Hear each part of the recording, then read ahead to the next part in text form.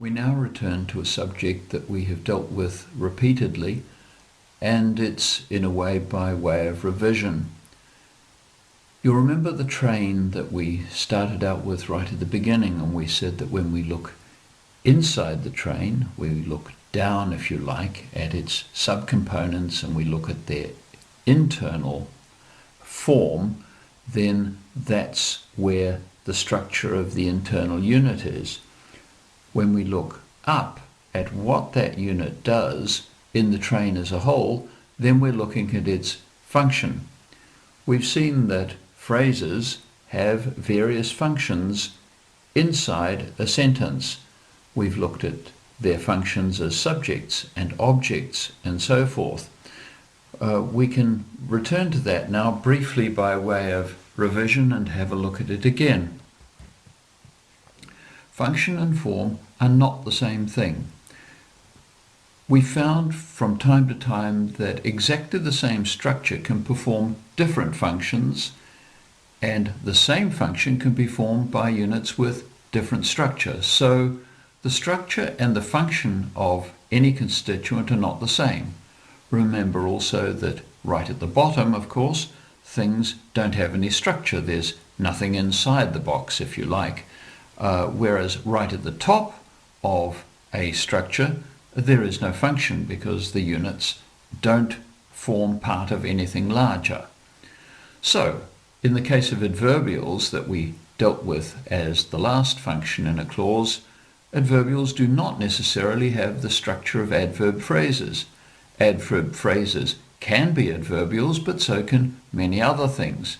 For example, prepositional phrases. If we look at Mary swam at the pool is a prepositional phrase. It starts with a preposition and it has a noun phrase after it. That's an adverbial because it tells us where the swimming took place, so it's an adverbial of place.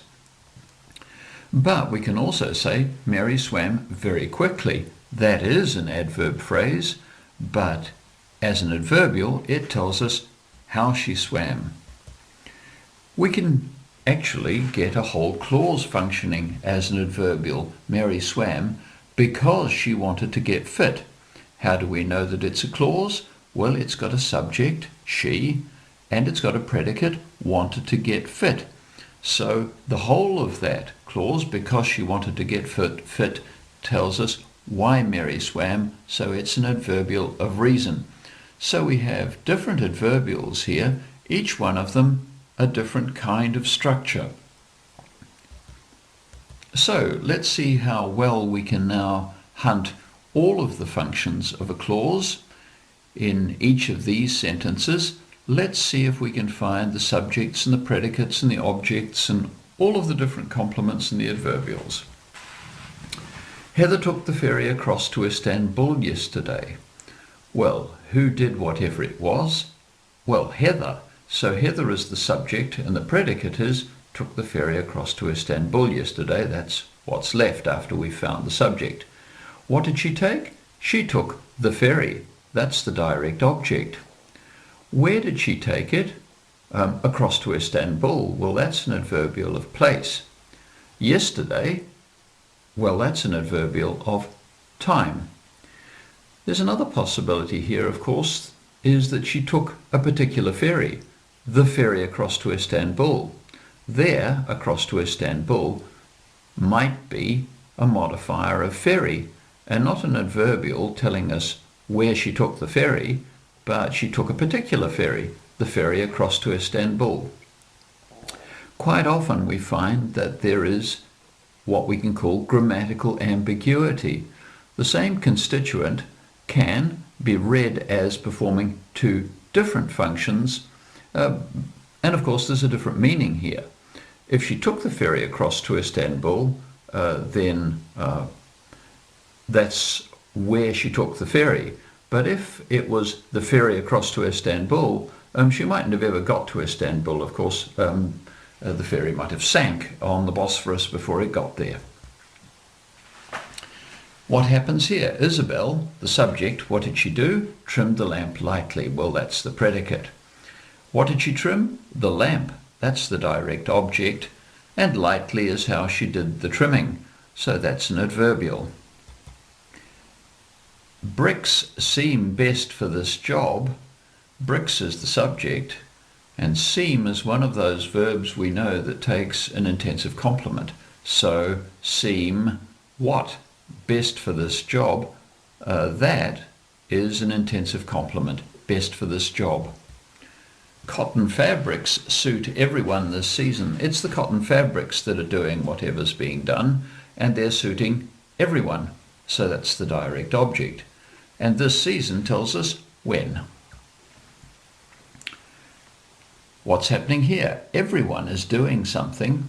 Everyone is sending expensive presents to their friends for Christmas. So everyone is the subject.